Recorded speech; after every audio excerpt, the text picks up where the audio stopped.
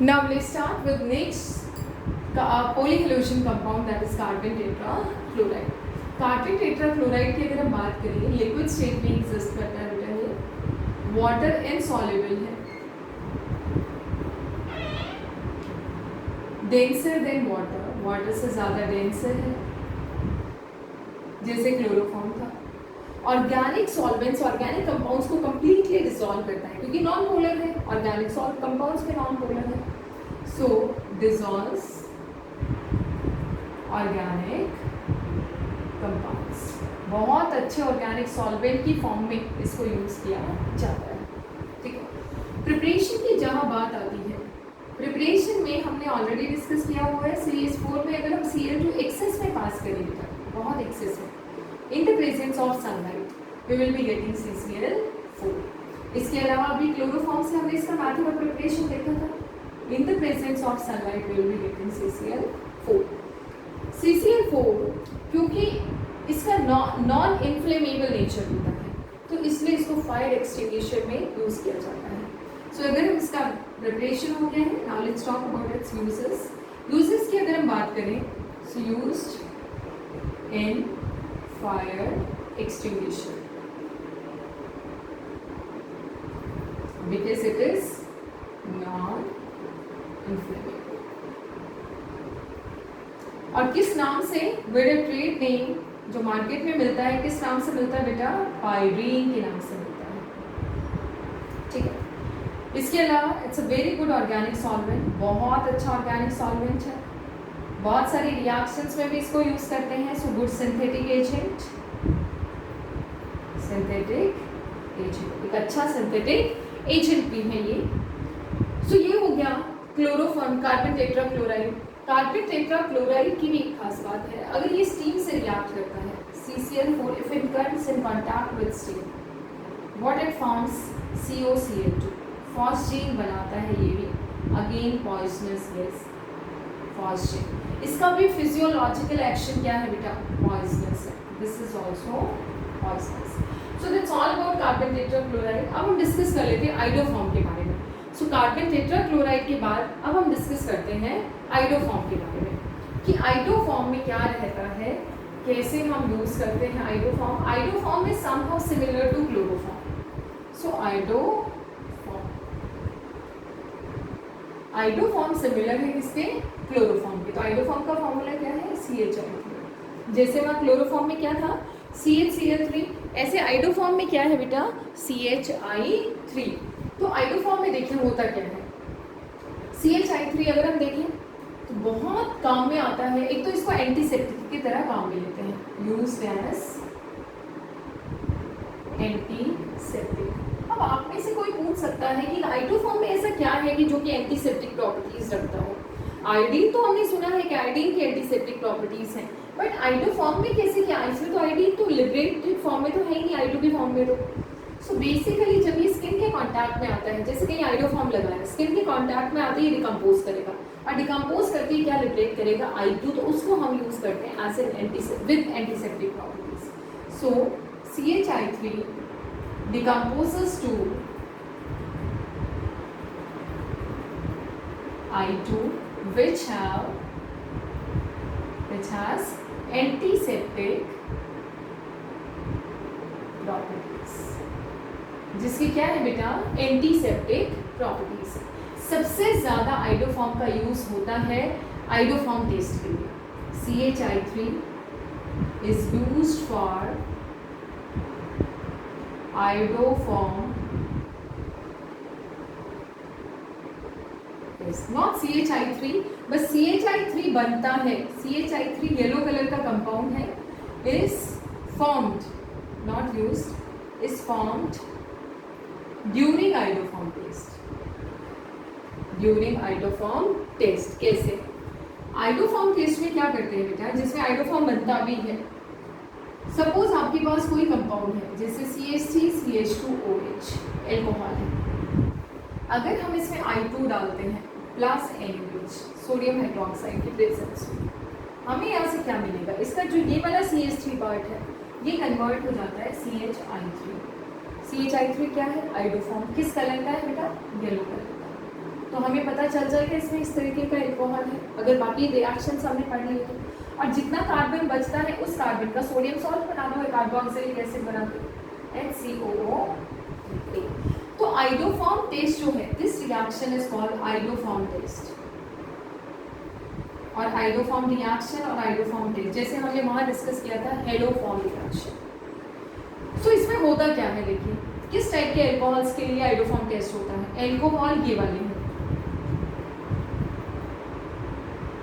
This part can be anything, मतलब अगर किसी एल्कोहल में ये पार्ट प्रेजेंट है तो हमेशा आइडोफॉर्म टेस्ट देगा। CH3 CHOH, इसके अलावा इधर कुछ भी हो, R हो, हाइड्रोजन हो, anything, this always give iodoform test, always give iodoform test.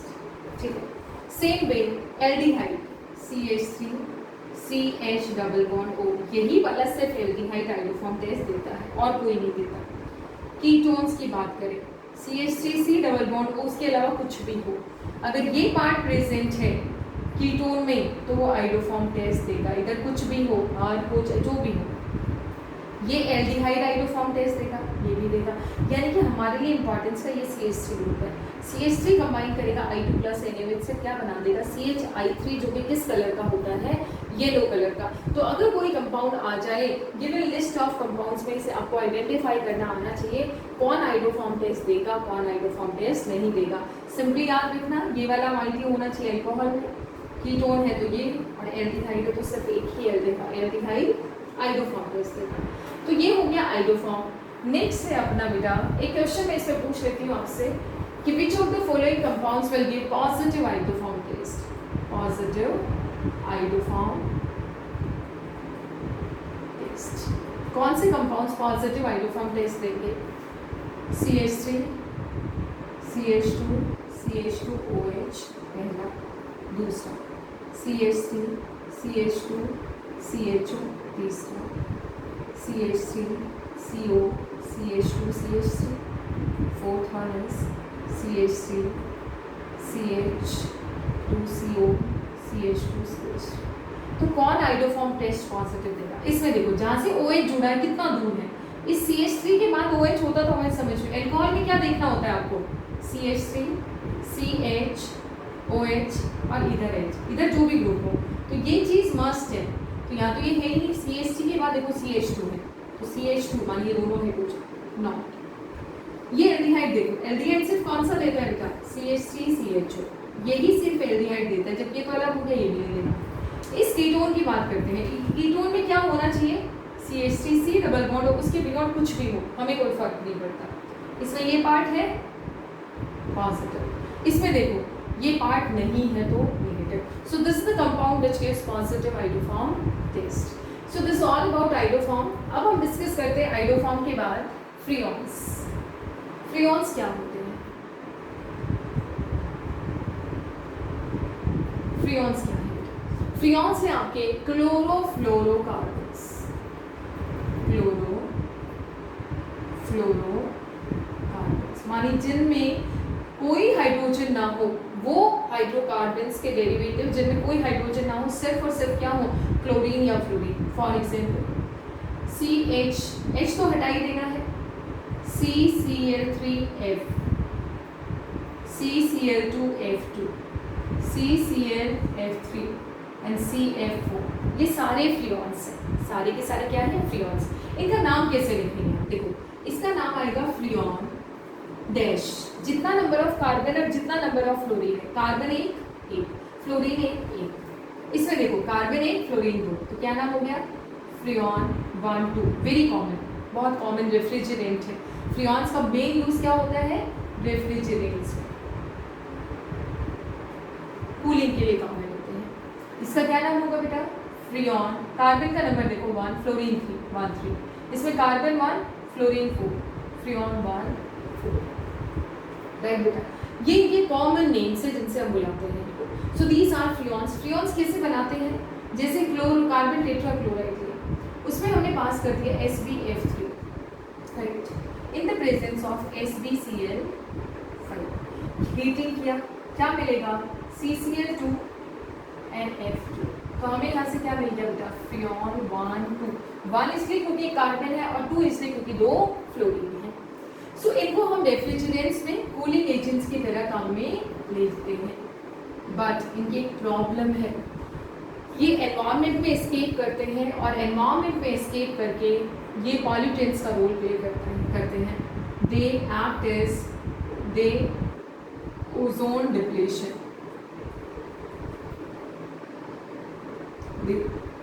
Do ozone depletion, ozone depletion करते हैं। कैसे? आपने लिया फ्रियॉन 1 2, ठीक है, CF2Cl2, जब ये एटमॉस्फेयर में पहुंचा तो यूवी रेडिएशंस के कांटेक्ट में आते ही ये क्या करेगा बेटा, ब्रेक कर जाएगा फ्री रेडिकल्स में, Cl प्लस Cl बॉन्ड, एक फ्री रेडिकल बन गया, एक फ्री रेडिकल यहाँ पे, ये फ्री रेडिकल कंबाइन करेगा ओजोन से और क्या बना देगा, ClO डॉट प्लस O2, एक ऑक्सीजन निकल के चला गया, एक ऑक्सीजन इसने इसके लिए छोड़ दिया। Now this again ClO dot will combine with O3, ये वापस से Cl बन जाएगा और यहाँ से 2 ऑक्सीजन। तो देखिए ओजोन हर बार ब्रेक करके किस में कन्वर्ट होता जा रहा है, ऑक्सीजन में। So that is the reason they act as pollutants, क्योंकि ओजोन डिप्लीशन में बहुत मेजर रोल प्ले करते हैं फ्रियॉन्स। सो ये इनका साइड इफेक्ट है which is very bad effect of freons. Next आपका जो कंपाउंड बचता है that is DDT and BHC। 2 compound और डिस्कस करते हैं, one is DDT, one is BHC। क्या है ये कंपाउंड्स, देखते हैं। DDT जो आज भी शायद हम बहुत ज़्यादा काम में लेते हैं DDT को।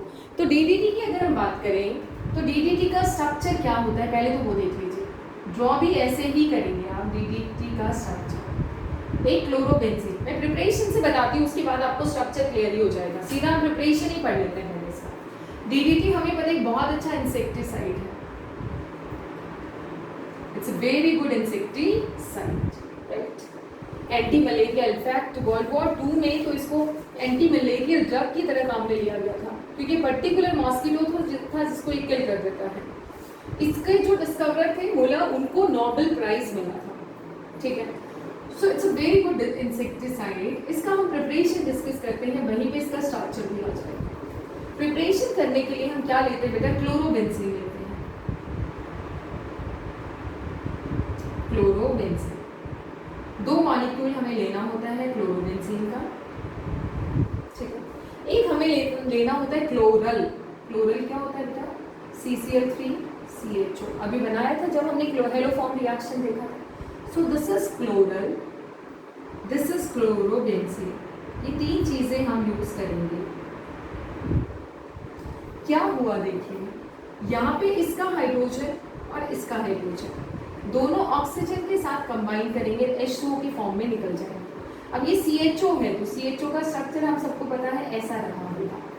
तो जब क्लोरल का अगर हम देखें, ये क्लोरल है, ये CHO का स्ट्रक्चर है, तो यहाँ से एक साइड से ये वाला क्लोरोबेंजाइल फिनाइल ग्रुप जुड़ गया, एक साइड से ये जुड़ गया, स्ट्रक्चर क्या बन गया देखिए।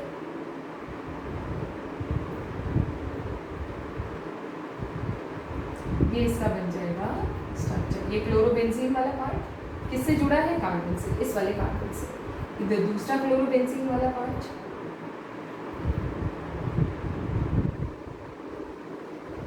किससे जुड़ा है बेटा, ये भी कार्बन से जुड़ गया, और ये कार्बन फर्दर किससे जुड़ा था, CCl3 से।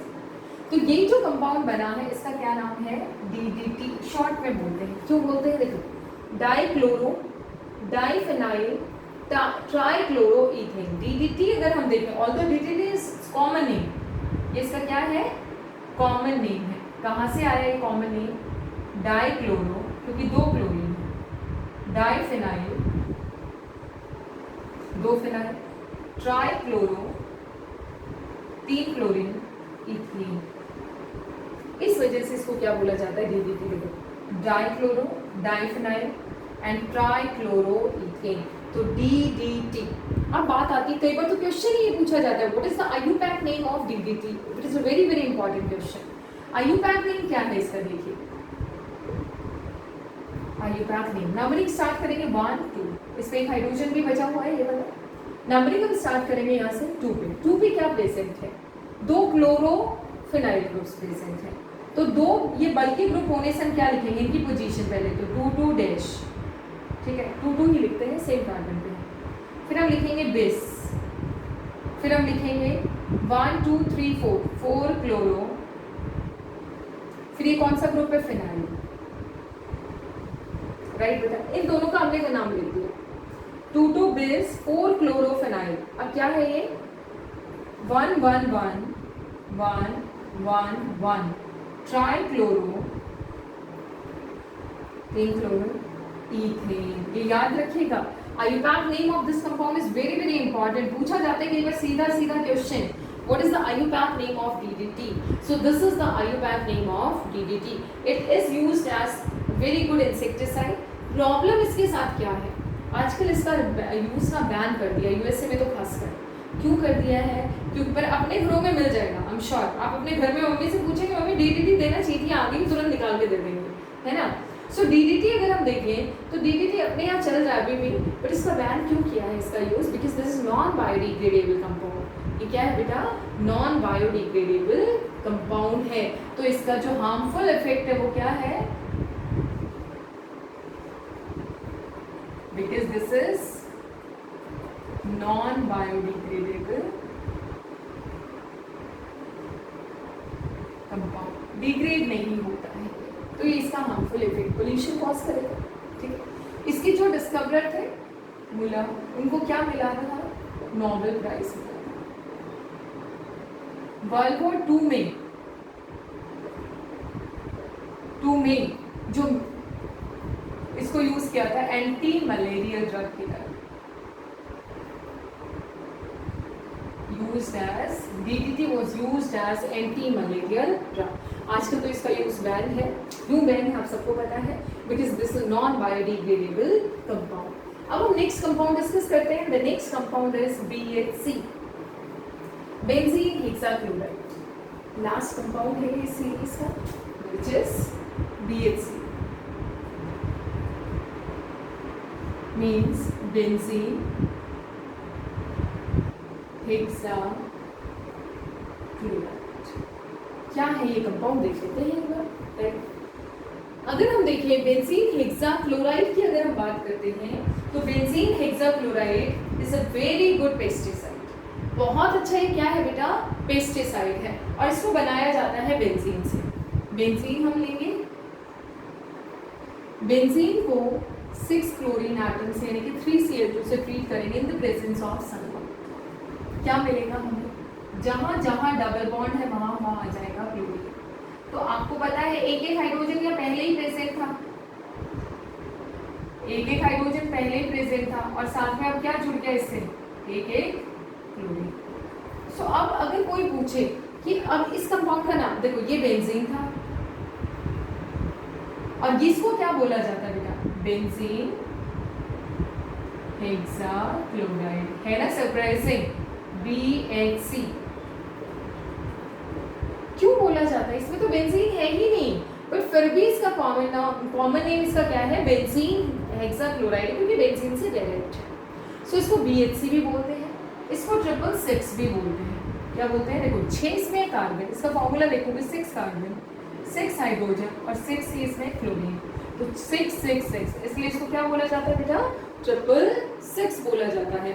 और इसके बहुत सारे आइसोमर्स पॉसिबल है, तो इसका जो मोस्ट एक्टिव और मोस्ट इफेक्टिव आइसोमर है इस गामा आइसोमर, इसलिए उसको क्या बोलते हैं, गैमेक्सेन, इसलिए उसको क्या बोलते हैं बेटा, गैमेक्सेन। BHC का सबसे ज्यादा एक्टिव आइसोमर कौन सा है, गामा आइसोमर, इसलिए उसको क्या बोला जाता है, गैमेक्सेन बोला जाता है। और अगर हम देखें मार्केट में किस ट्रेड नेम से मिलता है, ये मार्केट में आपको मिलेगा लिंडेन के नाम से। सो इसका जो ट्रेड नेम है जो मार्केट में हम खरीदते हैं, because this is a very good pesticide, बहुत अच्छा पेस्टिसाइड है, तो एग्रीकल्चर पर्पसेस के लिए तो बहुत ज़्यादा काम में आने वाला सब्सटेंस है ये। तो इसको मार्केट में किस ट्रेड नेम से मिलता है बेटा, लिंडेन और 666।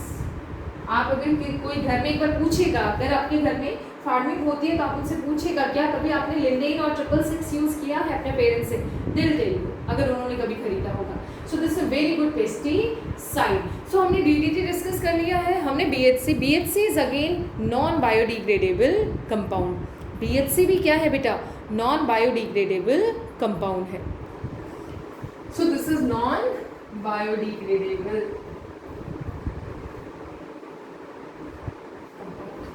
अब दो कंपाउंड्स के सिर्फ मैं फॉर्मूले आपको बता देती हूँ। One is vestron and one is वेस्ट्रोसोल।